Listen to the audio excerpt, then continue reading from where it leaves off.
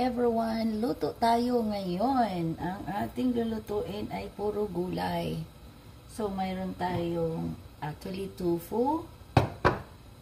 May quail egg tayo. Mayroon tayong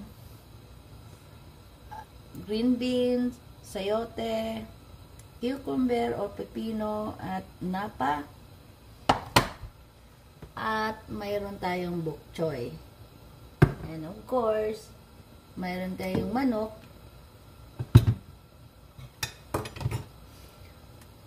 onions, garlic, and peppers. Red pepper lang ang mayroon tayo ngayon. So, lalagyan na natin ng mantika yung ating kawali. So, mainit na yung mantika natin. Unahin natin yung garlic. Mga garlic. Medyo mainit kami today.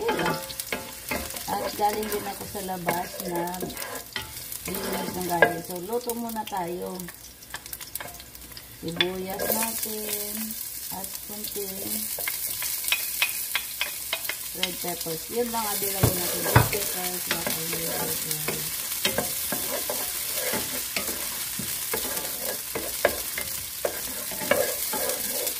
Tapos na, nilagay na natin yung ating chicken. Yan, chicken. Yan. Isa lang natin ang chicken.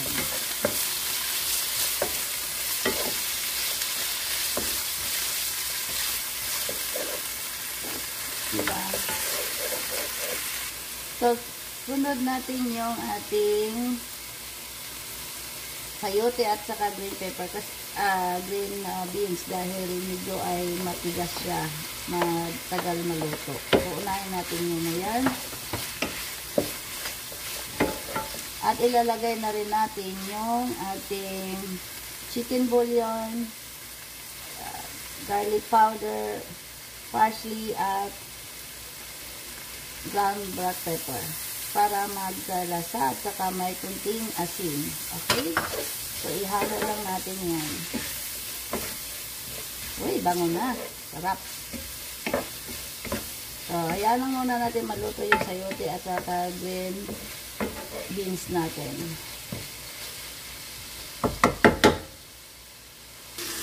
Tingnan natin, luto na yung ating unang gulay. So, sunod natin yung ating pipino at napa. So, first time nyo ba nakikita na pipino niluluto? Yes. Kung first time kayo, i-try nyo, subukan nyo mga dear. Walang nakakaiba sa ibang gulay. Ang lasa ng pipino na niluluto.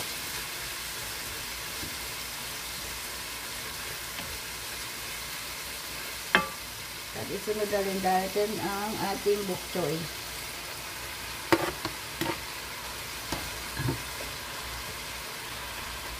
So, takpan lang natin ulit.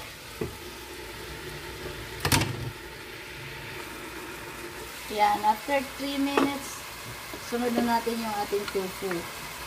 Yung ating tofu. Ayan, dami natin gulay. Very healthy ito.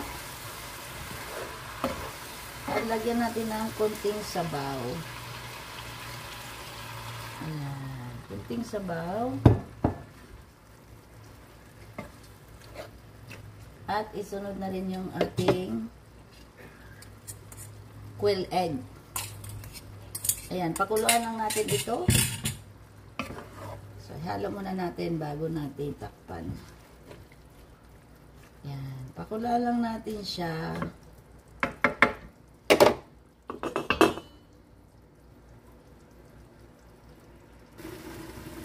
After 3 minutes, luto na naman yung ating mga gulay para hindi siya malamog yung gulay natin. Hayaan natin siya kumulo at maluto yung ibang gulay natin. Ngayon, lagyan natin ng cornstarch o yung ating slurry para medyo may lapot yung ating sabaw. Ayan. Tapos, of course, ihalo pa rin natin yung ating fresh na pepper. Ayan. Pangdagdag bango. Ayan. Ayan.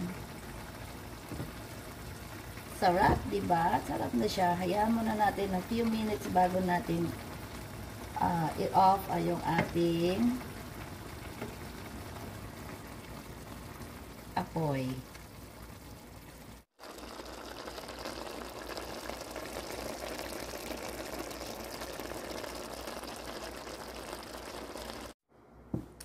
Hi everyone, ito na po yung ating gulay with quail egg. So good with tofu, with